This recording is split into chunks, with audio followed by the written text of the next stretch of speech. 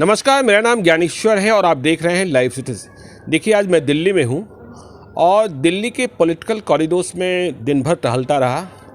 दिल्ली के political corridors में चर्चा इस बात की है और सवाल यक्ष ये है कि आखिरकार बिहार में नीतीश कुमार मंत्रिमंडल का विस्तार कब होगा।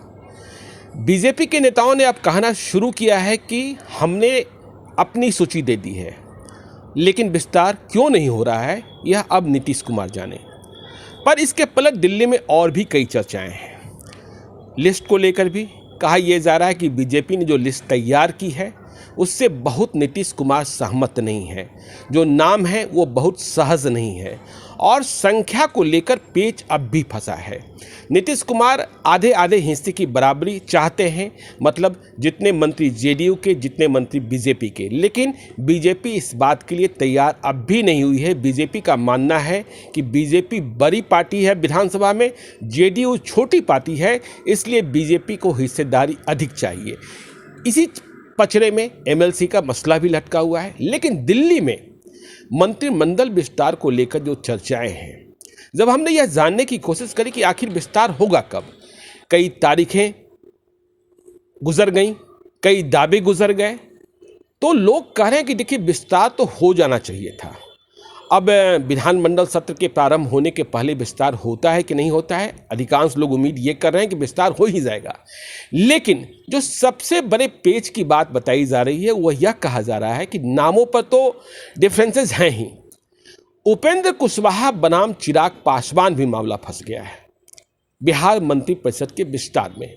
और वह ऐसे कि आपको याद होगा कि जब पिछले दिनों दिल्ली में एनडीए की बैठक बुलाई गई थी तो पहले चिराग पासवान को भी न्योता चला गया था, मतलब निमंत्रण चला गया था बैठक में शामिल होने के लिए। लेकिन इस बात पर जेडीयू को बिरहनी लग गई थी। आरसीपी सिंह ने भी बहुत कड़ा बयान दे दिया था। फिर ऐसा हुआ कि चिराग पासवान ने कहा कि मैं स्वस्थ नहीं हूँ, फिट नहीं हूँ, इसलिए मीटिंग में शामिल नहीं हो सकते हैं। लेकिन कहने वाले लोग कहते हैं कि जेडीयू की आपत्ति इतनी तगड़ी थी कि आखिरी मौके पर चिराग पासवान को मीटिंग में शामिल होने से मना कर दिया गया। अब बिहार में क्या हो रहा है, बिहार में नीतीश कुमार चाहते हैं कि उपेंद्र कुशवाहा को हम मंत्रिपरिषद में शामिल करें। उपेंद्र कुशवाहा से कई दफ़े नीतीश कुमार की मुलाकात हो चुकी है। वशिष्ठ नारायण सिंह जो जेडीयू के प्रदेश अध्यक्ष रहे हैं कुछ दिनों पहले तक और नीतीश कुमार के बेहद भरोसेमंद हैं, वे कह चुके हैं कि उपेंद्र कुशवाहा को लेकर गुड न्यूज़ होना है।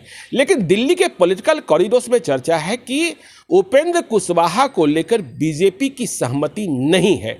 ठीक वैसे ही बीजेपी मामले को फंसा रही है जिस तरीके से जेडीयू चिराग पासवान को लेकर फंसा रही है। बीजेपी का कहना है कि जब चिराग पासवान को लेकर आपत्ति आपकी है और आपका कहना यह है कि चिराग पासवान के कारण बिहार में एनडीए का परफॉर्मेंस गड़बड़ाया और विशेषकर जेडीयू का जो कि 43 सीटों पर सिमट गई, देखा भी गया, नतीजे भी बताते हैं कि चिराग पासवान के उम्मीदवारों ने जेडीयू के बहुत सारे उम्मीदवारों को चुनाव हरवा दिया। वह खुद तो मतलब लोजपा खुद तो नहीं जीती, लेकिन वहां आरजेडी मतलब महागठबंधन के उम्मीदवार जीत गए। तो अब बीजेपी का कहना है कि जब बिहार विधानसभा का चुनाव चल रहा था 2020 में, तो चिराग पासवान की तरह ही उपेंद्र कुशवाहा भी एनडीए के खिलाफ चुनाव लड़ रहे थे और ऐसी कई सीटें हैं जिस पर उपेंद्र कुशवाहा के उम्मीदवार के कारण बीजेपी को हार का सामना करना पड़ा है।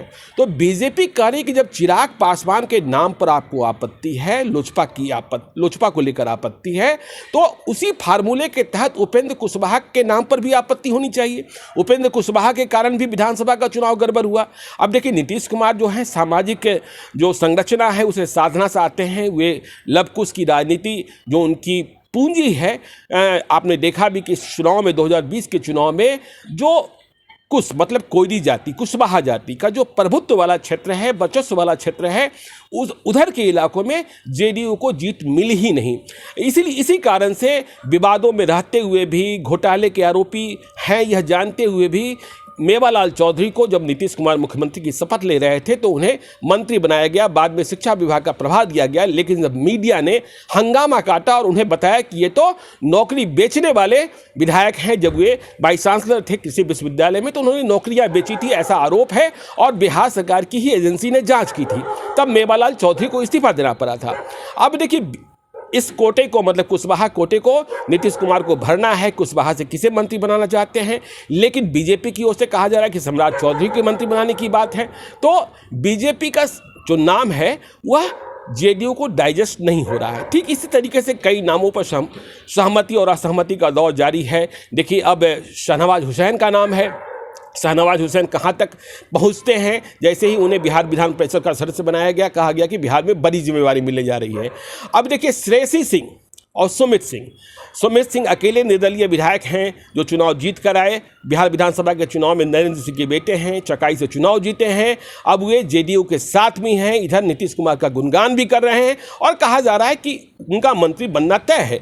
लेकिन बीजेपी की ओर से खबर है कि बीजेपी श्रेयसी सिंह को मंत्री बनाना चाहती है और श्रेयसी सिंह के कारण कई जो हैं, एक तो जाति से राजपूत, दूसरा युवा, तीसरा जो उनकी इंटरनेशनल पहचान है, इस कारण भी। और ठीक इसी तरीके से कई नामों पर अब नीतीश मिश्रा बनाम संजय झा चल रहा है। बीजेपी नीतीश मिश्रा को चाहती है और जेडीयू से संजय झा का नाम चल रहा है। लेकिन उपेंद्र कुशवाहा और चिराग पासवान, जेडीयू को चिराग पासवान पर आपत्ति और बीजेपी को उपेंद्र कुशवाहा पर आपत्ति। देखिए, उपेंद्र कुशवाहा से मुलाकात के बाद उपेंद्र कुशवाहा ने क्या कहा? उपेंद्र कुशवाहा ने कहा कि देखिए, नीतीश कुमार से यदि हम भाई भाई के रिश्ते की बात करेंगे तो हमारी असहमति कभी नहीं रही, लेकिन हमारी राजनीति उनकी राजनीति अलग है। नीतीश कुमार चाहते हैं कि वे मंत्रिपरिषद में शामिल हों, लेकिन उपेंद्र कुशवाहा चाहते हैं कि हम पार्टी का मर्जर नहीं करें, रालोसपा बनी रहे, लेकिन उनका कोई सदस्य बिहार विधानसभा का चुनाव नहीं जीता हुआ है। ऐसी सूरत में उपेंद्र कुशवाहा किस रूप में शामिल होते हैं, क्या होता है, नहीं होता है,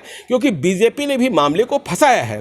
बीजेपी चिराग पासवान को लेकर खेल रही है और जेडीयू चिराग पासवान का नाम नहीं सुनना चाहती है। तो बीजेपी की प्रेशर पॉलिटिक्स, ये दबाव की राजनीति, और जेडीयू की भी बराबरी की दबाव की राजनीति चल रही है। संख्या का मामला तो फंसा ही है। देखिए, पहले यह बात कही जा रही थी 2 दिनों पहले कि संडे को मंत्रिमंडल का विस्तार हो जाएगा, मतलब आज के बारे में। अब ये कहा जा रहा है 9 तारीख को हो सकता है। देखिए, अब विधानमंडल का सत्र शुरू होने में भी बहुत वक्त नहीं लग गया है। जेडीयू की लिस्ट में भी कई लोगों के नाम की चर्चा चलती है। एमएलसी का भी मसला फंसा हुआ है। 12 एमएलसी नॉमिनेट किए जाने हैं राज्यपाल के कोटे से, और इसमें भी जेडीयू और बीजेपी के बीच सीटें बंटनी हैं। उधर बीआईपी है और हम पार्टी है, वे भी दावा कर रहे हैं। लेकिन हमें ऐसा नहीं लगता है दिल्ली के पॉलिटिकल कॉरिडोर्स की चर्चा से कि अब बीआईपी और हम पार्टी को और कुछ मिलने जा रहा है। बीआईपी से मुकेश सहनी चुनाव नहीं जीते थे, फिर भी मंत्री बने। ठीक इसी प्रकार से जीतन राम मांझी ने अपने एमएलसी बेटे संतोष मांझी को मंत्री बनवाया। लेकिन अब और ये कुछ चाहेंगे, इसकी उम्मीद, इसकी मांग को पूरा करना संभव नहीं लगता है। तो बहरहाल बिहार को लेकर दिल्ली तक में चर्चा ये है कि यदि सब कुछ हो गया तो फिर मंत्रिमंडल का विस्तार होने में देरी क्यों हो रही है? क्या लिस्ट पर फिर से पुनर्विचार हो रहा है? क्या नीतीश कुमार ने फिर से कहा है कि इस पर विचार कीजिए? क्या संख्या को लेकर फिर से तोलमोल हो रहा है? तो ये तमाम मुद्दे फंसे हुए हैं और इस फंसे होने के कारण जो मंत्री बनने की रेस में है, कई लोग तो साफ साफ तौर पर कह चुके हैं कि हाँ, हमें मंत्री बनना है और हम मंत्री बनने की रेस में हैं। और मंत्री बनने की रेस जो बीजेपी में है वो पटना से शुरू होकर दिल्ली तक जाती है, क्योंकि आपने देखा है कि इधर के दिनों में बीजेपी में जो पुरानी लॉबी थी या बीजेपी में जो पुराना पावर सेंटर था वह कमज़ोर हुआ है और नया पावर सेंटर भूपेंद्र यादव, नित्यानंद राय के रूप में डेवलप हुआ है। एक नई सीढ़ी बनी है जिसके माध्यम से आप दिल्ली तक पहुंचते हैं और जो पार्टी आला कमान है वहां तक आपकी बात पहुंचाई जाती है। बीजेपी के बारे में यह भी कहा जाता है कि बीजेपी ने जो नीतीश कुमार की सरकार बनी 2020 में चुनाव के बाद, उनमें जो कई सारे ऐसे मंत्री बन गए हैं जिनके कामकाज से वो बीजेपी का जो नेतृत्व है अभी खुश नहीं है, क्योंकि बीजेपी चाहती है कि बिहार में बीजेपी भी सरकार चलती हुई, बीजेपी की भी चल रही है, दिखे, जो अब तक दिख नहीं रहा है। ठीक इसी तरीके से बात कही जा रही है कि बीजेपी सिर्फ मंत्री बनाने के लिए तैयार नहीं है, मंत्री के साथ साथ उन्हें विभाग में सचिव भी, मतलब विभाग के जो प्रधान सचिव हैं वह भी जो समान विचारधारा के हैं या जो मंत्री की बात सुने उन्हें चाहिए, ताकि यह दिखे कि हाँ, उनके मंत्री भी काम कर रहे हैं। बीजेपी अपने मंत्रियों के कामकाज का ब्यौरा लेती है, उनके बारे में पता करती है कि वे कर क्या रहे हैं, उनका प्रभाव कितना है। और आपको पता है कि बीजेपी लगातार काम कर रही पार्टी होती है अपने ग्राउंड जीरो पर। वह इस चुनाव के बाद भी नहीं बैठी है। जहां बीजेपी को हार मिली या जिन इलाकों में बीजेपी चुनाव नहीं लड़ी उसके लिए भी जो पार्टी के नेता है लगा दिए गए हैं। तो अब और कितना दिन लगता है भविष्यवाणी करना ठीक बात नहीं है, क्योंकि रोज़ आज की बात कल, कल की बात परसों, परसों की बात तरसों होती जा रही है। तो देखिए आखिर ये मसला कैसे निपटता है, उपेंद्र कुशवाहा का क्या होता है, बीजेपी की लिस्ट से कौन कौन लोग निकल कर आते हैं जो बिहार सरकार में मंत्री बनते हैं। फिर से यह देखा जाएगा कि इसमें जो पुरानी बीजेपी थी, जिसमें नीतीश कुमार की पसंद के लोग मंत्री बनते थे, अब नई बीजेपी है, उसमें क्या वैसे लोग मंत्री बनाए जा रहे हैं जो नीतीश कुमार के सामने खड़े हो सके, बीजेपी की बात कर सके, बीजेपी के एजेंडे पर चल सके। ये सारी बातें देखने की है, इस पर हमारी और आपकी नज़र बनी रहेगी। आप देखते रहिए लाइव सिटीज़ को। यदि अब तक आपने हमारे यूट्यूब चैनल को सब्सक्राइब नहीं किया है तो जरूर कर लीजिएगा। और यदि इस वीडियो को आप फेसबुक के माध्यम से देख रहे हैं तो पेज को लाइक कीजिएगा, ट्विटर पर भी हमें फॉलो कीजिए। धन्यवाद।